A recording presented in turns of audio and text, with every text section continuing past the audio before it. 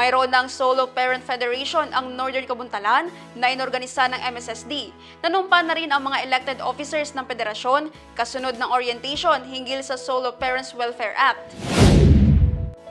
Organisado na ang Solo Parent Federation sa bayan ng Northern Kabuntalan matapos pangunahan ng MSSD BORM araw ng Miyerkules, May 20 sa Barangay Pilabio. Ipinaliwanag sa mga solo parent ang layunin at kahalagahan ng aktibidad para sa mga solo parents sa bayan.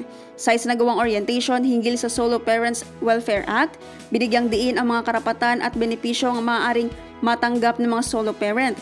Kasunod nito ay ang presentasyon ng Constitution and Bylaws ng organisasyon at ang isinagawang election of officers ng Solo Parent Federation.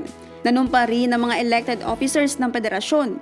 Naniniwala ang MSSD na palalakasin ng inorganisang federasyon ang pagkakaisa, partisipasyon at kapakanan ng mga solo parents sa Northern Kabuntalan.